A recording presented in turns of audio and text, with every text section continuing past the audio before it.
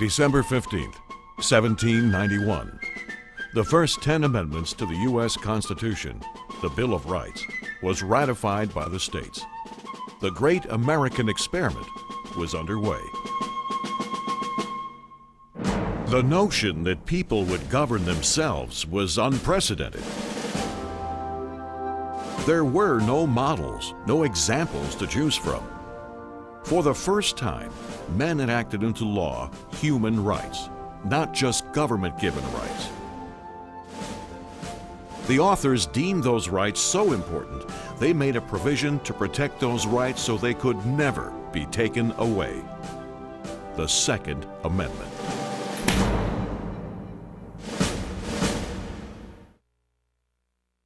A well-regulated militia being necessary to the security of a free state, the right of the people to keep and bear arms shall not be infringed.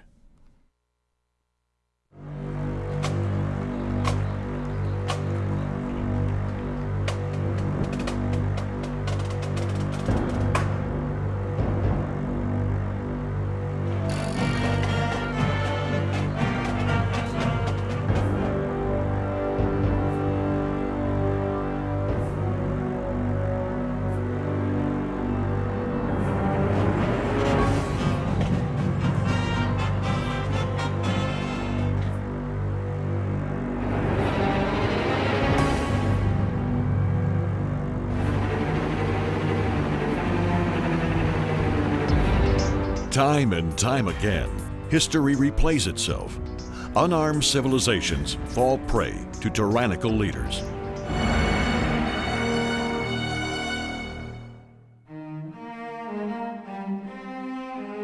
To ensure the balance of power remains in the hands of the people, the framers of the Second Amendment crafted 27 words. One sentence.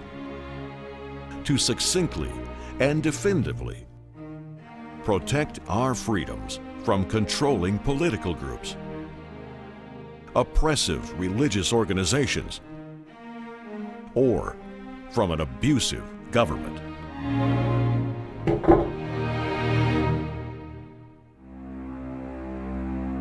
None of those carefully chosen 27 words are unusual. The sentence is straightforward and crystal clear. There is no mention of limitations or restrictions on the type of arms citizens can carry. There is no mention of gun control, no distinction between sporting use and military use, no language regarding handguns, shotguns, rifles, or even weaponry not yet imagined. What the authors of the Second Amendment did specify is the right of the people, not privilege, to keep and bear arms. Yet, for more than 200 years, those 27 words and their intended meaning have been debated. What's the debate? We, the people, will decide. Here are 6 facts every American must know about the Second Amendment, often referred to as 2A.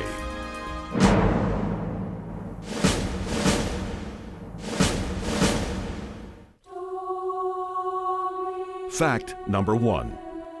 The framers of the Bill of Rights believed in God. They fought for the freedom from religious persecution. They believed the right to self-defense is a fundamental God-given right that existed long before the creation of any government. In fact, written documents pertaining to self-preservation predate the Second Amendment by thousands of years. Reference to the right to freedom from violent harm and the right to self-defense is found in the Torah and Christian Bible in Exodus 22, verse 2. In Jewish law, the Talmud states, if someone comes to kill you, arise quickly and kill him.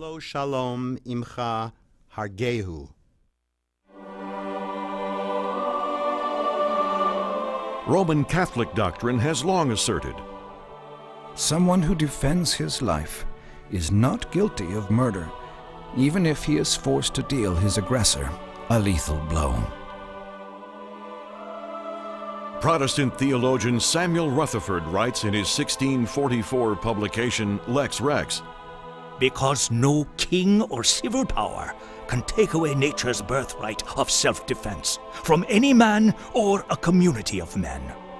Even the Declaration of Independence, written 15 years before the Second Amendment was ratified, clearly states, All human beings are endowed with certain unalienable rights, and that governments are created to protect those rights.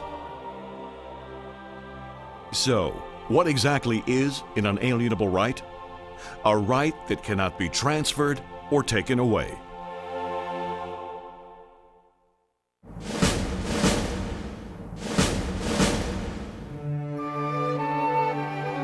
Fact number 2.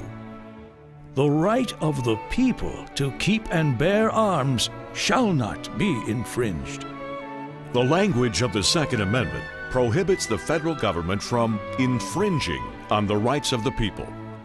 As clear as the First Amendment's language of prohibiting Congress from infringing on the right of the people to religious expression, freedom of speech, and freedom of the press, the Second Amendment is also clearly a protector of rights.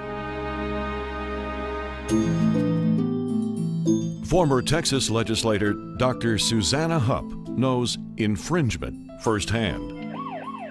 Her parents were brutally gunned down in a Texas cafeteria by a lone gunman. Reported subject shot 15 shots into The only thing that the gun laws did that day in Texas was keep people like me from being able to protect myself and my family. Due to a Texas state law prohibiting the carrying of firearms, the handgun that may have saved her parents' lives remained in her car.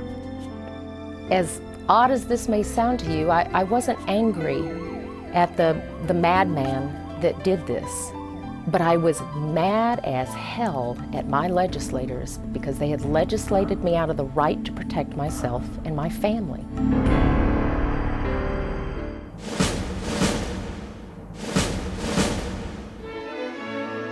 Fact number 3. A well-regulated militia being necessary to the security of a free state. The Second Amendment refers to a well-regulated militia. The right of the people to form citizen militias was unquestioned by the founders.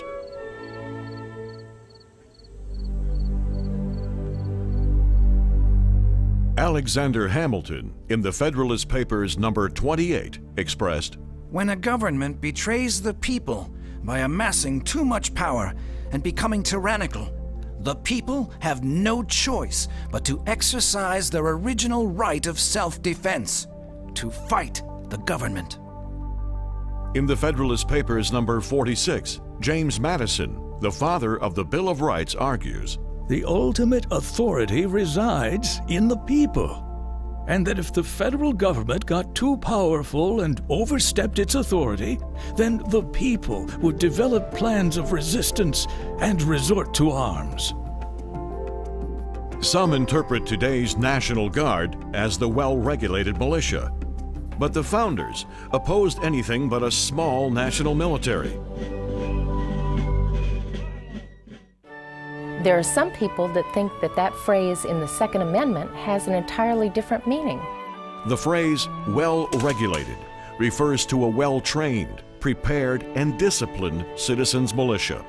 They seem to think that it means just the state National Guard, and they don't know their history. That's just not true. The phrase was in common use in 1791 and for more than a century afterwards. The Oxford English Dictionary from that time period defines well-regulated as something that was calibrated correctly, functioning as expected.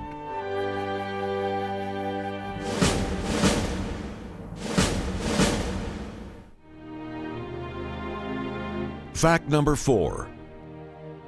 A well-regulated militia being necessary to the security of a free state, the right of the people. Further evidence that a well-regulated militia being necessary to the security of a free state does not refer to the National Guard is supported by recent research. The writing style of the late 18th century legal documents typically began with a preamble. The purpose of the preamble was to state a purpose, not a limitation. New Hampshire's Constitution, written in 1784, begins with a preamble. The liberty of the press is essential to the security of freedom in a state. It ought therefore to be inviolably preserved. The Constitution has a preamble. We the people of the United States, in order to form a more perfect union, establish justice, ensure domestic trade. The Bill of Rights has a preamble. The conventions of a number of the states, having at the time of their adopting the Constitution, expressed a desire in order to prevent misconstruction or abuse of its powers, that further declaratory and restrictive clauses should be added. Since a preamble states a purpose, A well-regulated militia being necessary to the security of a free state, the right of the people. the well-regulated militia only reinforces the importance of the individual right to keep and carry arms. The Second Amendment, when it really comes down to it, I believe it has two primary meanings. One is the obvious ability for me to be able to protect myself and my family from bad guys. But there's another meaning that the founders put in place that I think is absolutely vital to our way of life in this country. It's the ability for all of us out here to be able to protect ourselves from a government that could become tyrannical.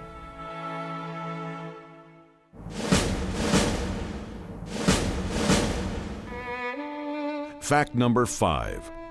Before the war between the states, some states enacted laws that made it illegal for slaves and freed African Americans to possess firearms. In the infamous Dred Scott case, the Supreme Court ruled in 1857 that people of African ancestry could not claim U.S. citizenship, essentially taking away the right of African Americans to own a gun. In truth, armed slaves would be able to retaliate against their owners. Ironically, even though the framers of the Second Amendment feared becoming slaves to their government, some were tragically willing to permit slavery. Now that slavery is abolished, all citizens of all races should enjoy the Second Amendment's legal protection.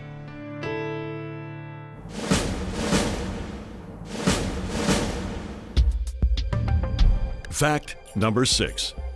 Over the past 60 years, the interpretation of the term well-regulated militia has come under fire from the Federal Circuit Courts of Appeal and many lower court judges.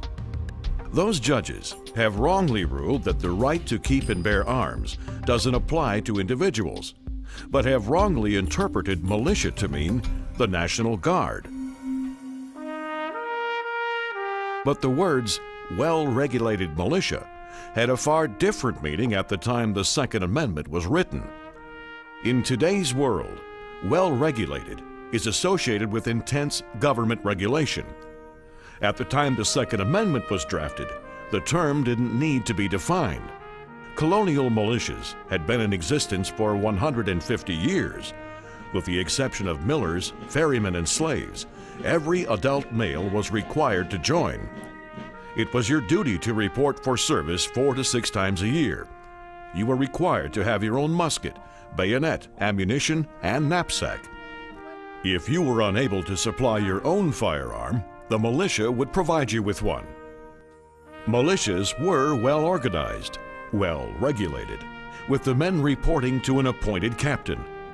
Not only did you have the right to own a firearm, it was your duty.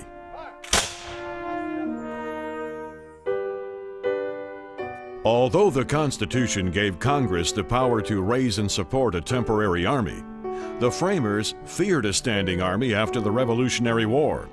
The overriding purpose of the Second Amendment in guaranteeing the right of the people to keep and bear arms was to maintain a check on the standing army.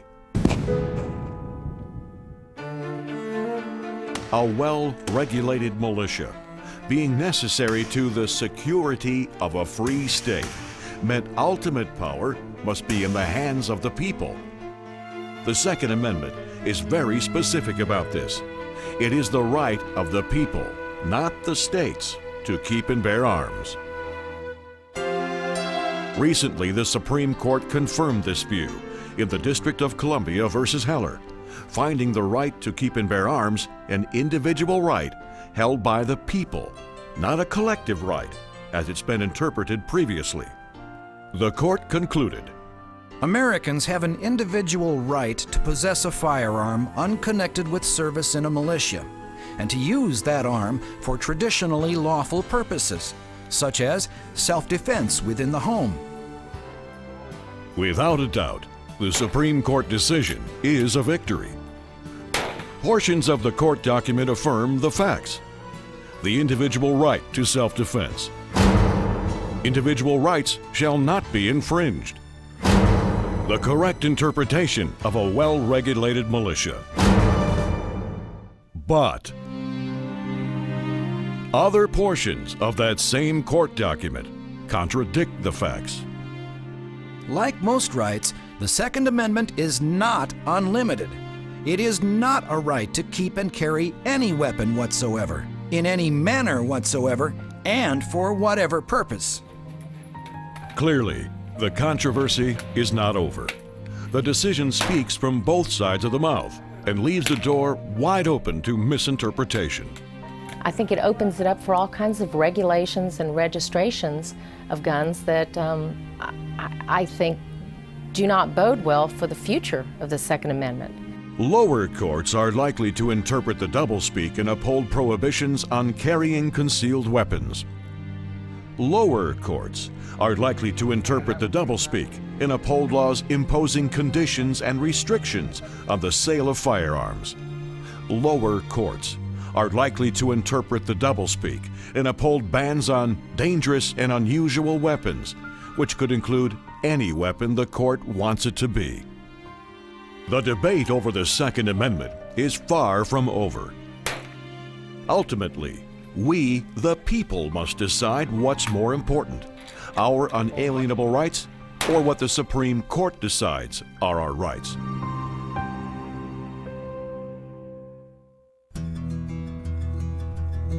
So what is it every American should know? Gun control laws have been in existence for hundreds of years. Gun control infringes on individual rights that have been in existence for thousands of years. Gun control is necessary when one group of people wants to control or dominate another group of people. Gun control is usually popularized by myth. You know, we constantly hear these myths about gun control out there. There's a myth that gun control saves lives. I'm a perfect example of the fact that that isn't true. There's a myth that we'd be safer with fewer guns. We have to have guns in the right hands. There's a myth that countries with gun control laws have lower crime. There's a myth that carrying concealed weapons leads to higher crime and accident rates. It's not true. And registering guns, in my opinion, it's always the precursor to confiscation, which means that I can't protect myself or my family. There is much evidence that proves more guns in the hands of more law-abiding citizens actually deters crime and lowers the homicide rate. Registering guns does little to keep guns out of the hands of criminals. Many cities with the strictest gun control laws often have the highest crime rate per capita.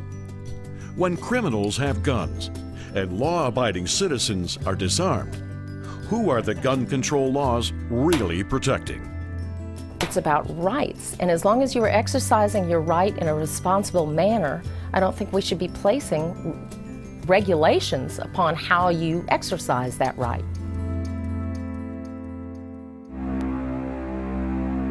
We, the people, have the unalienable self-right to defend and protect ourselves. We, the people, have the unalienable individual right to pick up arms to secure a free state. We, the people, have the unalienable right to possess and own any weapon we choose. From muskets to military-style weapons, the Second Amendment protects that right. One of the great things about the ability to keep and bear arms is that ultimately, as long as we have that ability, ultimately the people will have the power and make the decisions. U and 2A. Good for the USA.